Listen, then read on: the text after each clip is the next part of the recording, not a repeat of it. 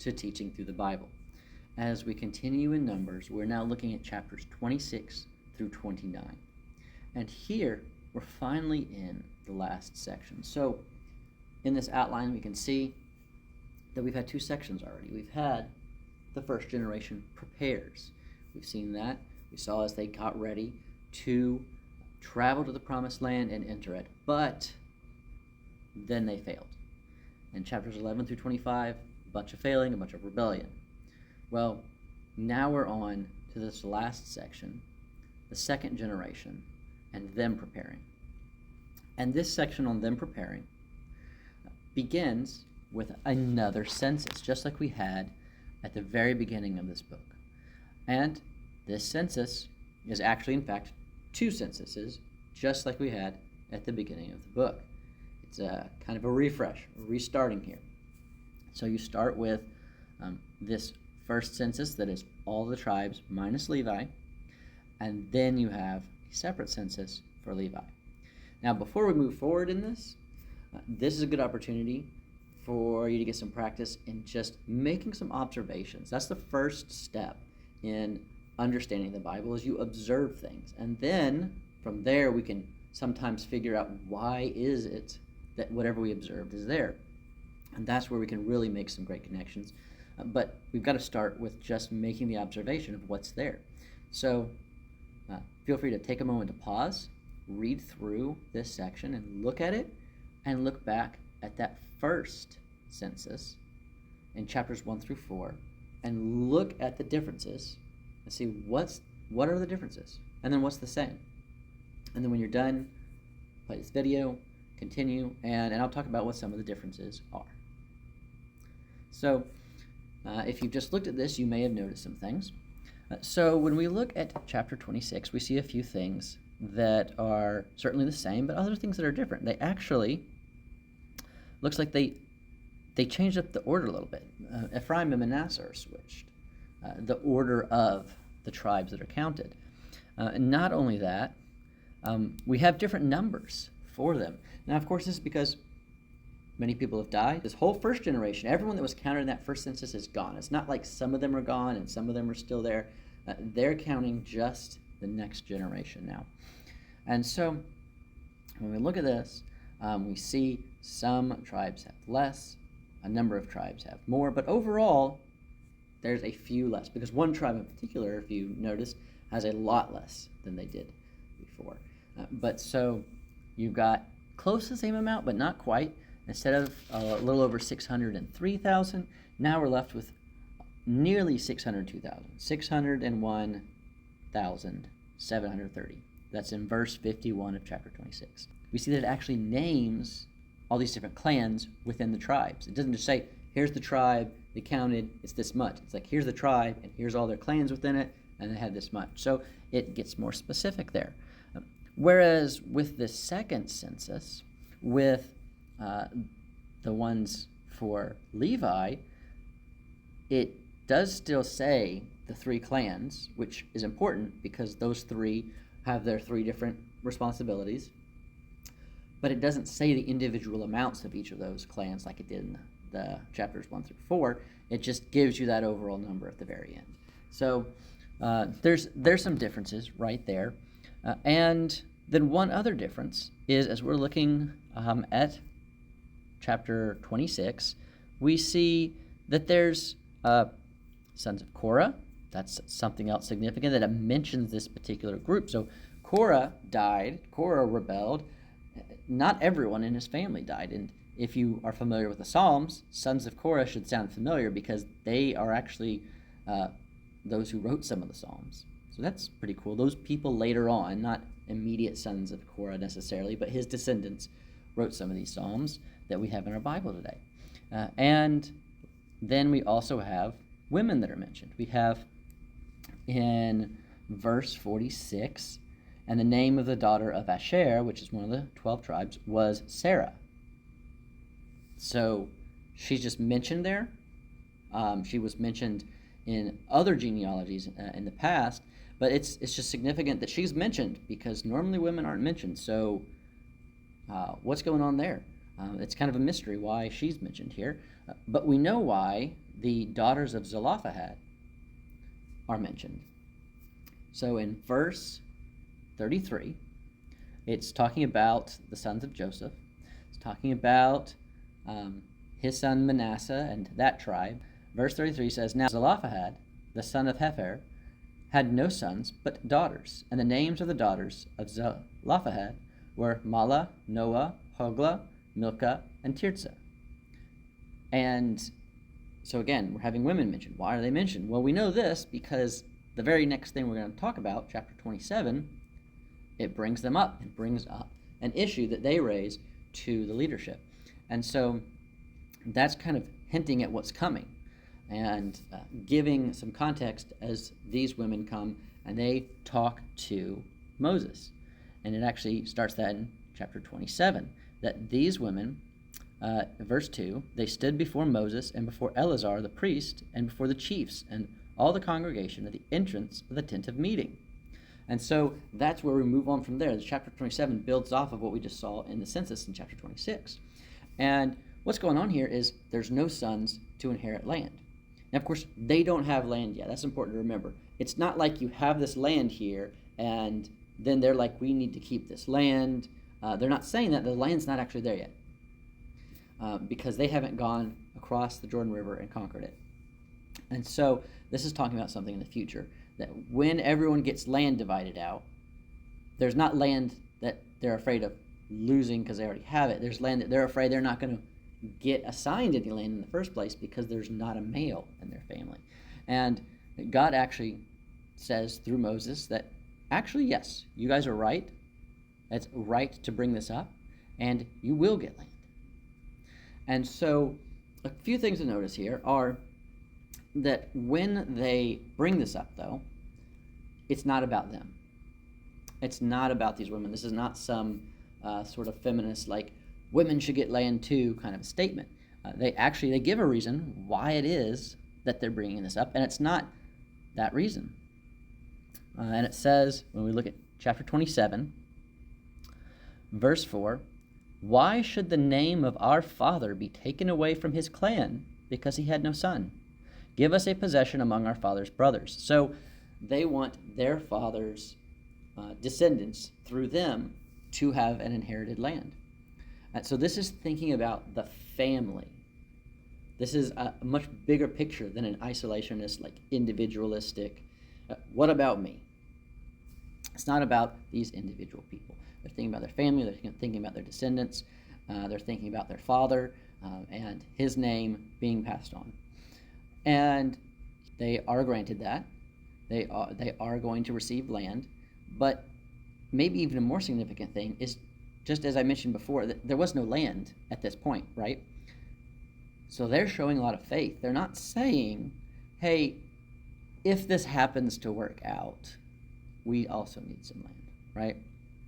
One of the reasons for the census is going to be not only the fact that they are counting their warriors as they prepare to enter, and because that is a reason we've already talked about back in the first census, but also this is going to be used to divide up the land, because later on he's going to say they are going to divide it up amongst the tribes based on the number of people in each tribe. A small tribe gets smaller land, a large tribe gets larger land, and things are going to be divided up based on this census. So this is related to the inheritance of the land. So right after that, the daughters, after the census, say, we should be included too.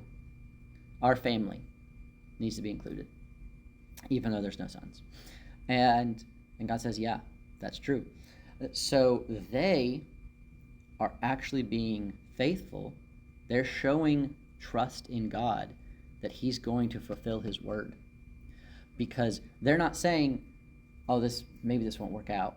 They're saying, we believe that God said this is going to happen, so it's going to happen, and we want to be a part of that. And God says, yes, you will be.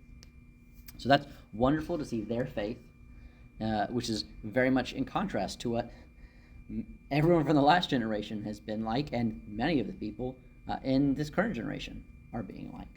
They're being faithful, they're trusting God.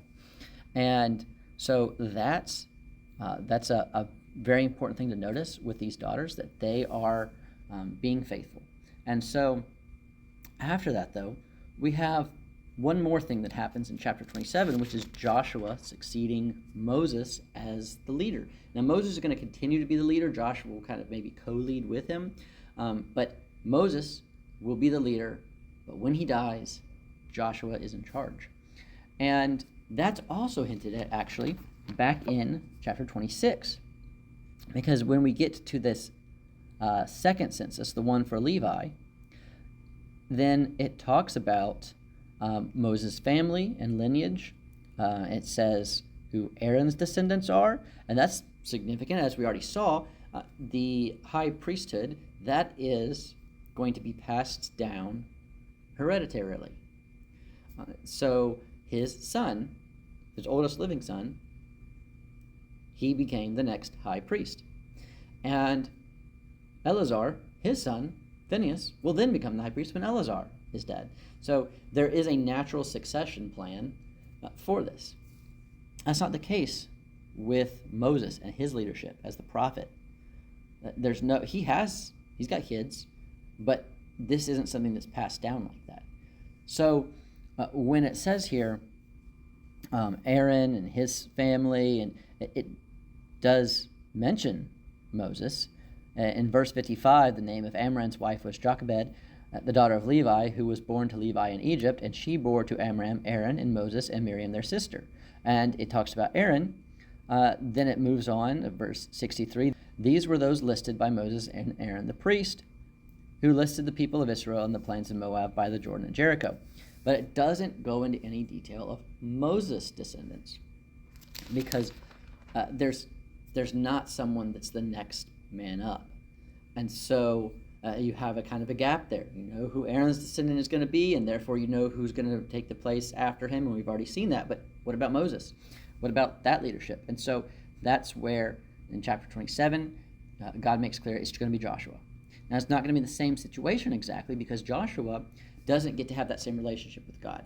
Joshua is going to be more dependent on Eleazar as high priest to communicate to God. Not that God never will actually talk to Joshua, not that he's always going to talk through Eleazar, but that is a more normal thing, whereas with Aaron and Moses, Moses was clearly in charge.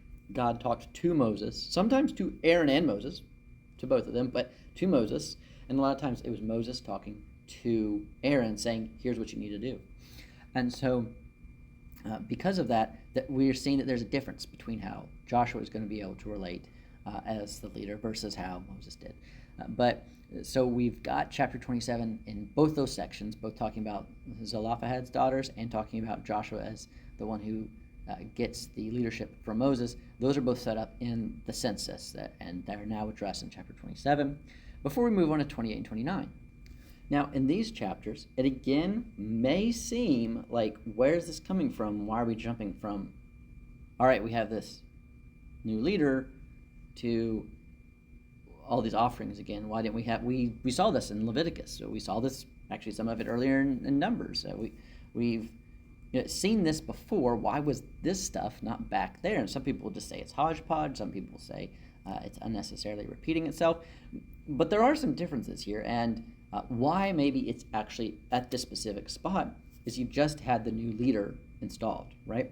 And so what would make more sense than to re-emphasize some key things for the nation, for this leader to make sure are going on?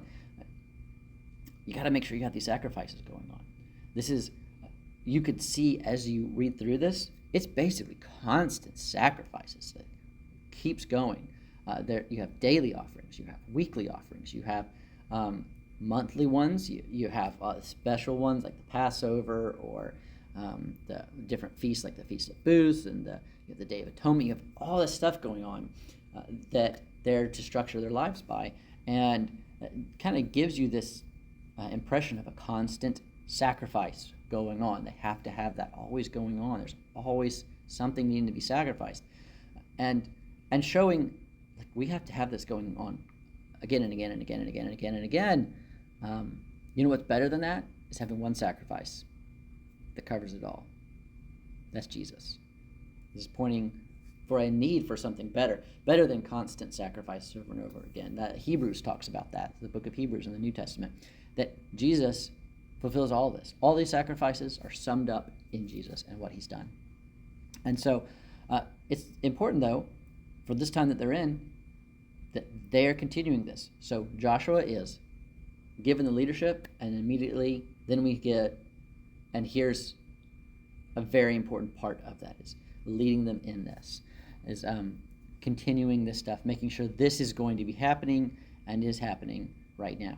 So you have all these different offerings, but not only are we getting an indication of what we've already been told with these offerings, but there's more details to it now, actually. There's some different things that we notice. There's some that's very much the same, some that's being repeated because it is important. It's something to emphasize to the new leadership, and with Joshua becoming the leader here.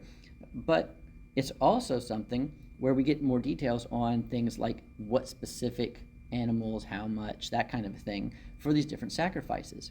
And stuff piles on, right? So if you have your daily offering. Well, if your daily offering, if it's on the Sabbath, then that's more offering. And if that comes on the first day of the month, then that's going to be another offering. And then if it's on some particular festival or something, that's going to be more offerings. Like, you don't have the Sabbath offering replace the daily offering. It's added to that. So you're just building up more and more and more. And you have all these offerings and all these sacrifices throughout this time. As you read through these two chapters, you just see such a structure throughout the year. It's kind of like their calendar, like you could say a daily planner, right? So some people like to have a planner. My wife has this planner where she has, each month and each day and each year, and she's going to have her notes on each of these days and have her different calendars to write down when she's doing different things. And so this is all how she structures things, right? She knows, here's what I do each of these days, and she structures her schedule around different events, different things going on, different appointments, whatever it may be. They are structuring their life around these sacrifices, around the festivals, around the daily things, the weekly things, the monthly things. And this kind of gives us an idea, pointing towards the need to have the whole life focused on this. It's built around this. And for us, it's focused on Jesus. Our lives need to be built around Jesus, not around whatever other kind of things that maybe we enjoy, or maybe we try to avoid, or I'm not going to do that because of this, or I am going to do that because of this. Oh, this new video game's coming out. Oh, football season's starting up. But whatever it may be, our life should be focused on Jesus and his sacrifice and what that means for us. And their lives should be focused around these sacrifices and these festivals and all that's going on here. And so there are a number of sacrifices that, as I said, I've noted, they did come before. We have talked about them before, and so I'll link that below for you to be able to look back at that if you want to more specifically talk about a little bit more detail on the Passover or the Feast of Weeks or the Feast of Booths, these different things that were mentioned in previous books of the Bible. I'll have that link below so you can brush up on that if your memory's fuzzy on what was going on in those different sacrifices. So that'll do it for today. Next time, we've got 2 more lessons. Next time is going to be starting in chapter 30 when we talk about vows. We've talked about them some before. This is going to be a different part of that, talking about men and women making vows, what the differences are and the implications for that, before we move on to a passage about actually attacking another nation, and that's in chapter 31, and then settling the land on the east side of the river instead of the west. Thank you for watching that video. I hope that it helped you learn a little bit more about the Bible today. And if you'd like to continue to learn more about the Bible, then we have plenty of other videos on the channel. And if this has been helpful for you, then you can always let me know by subscribing to the channel. And hopefully I'll be able to continue to help you learn even more about God's Word. Thanks.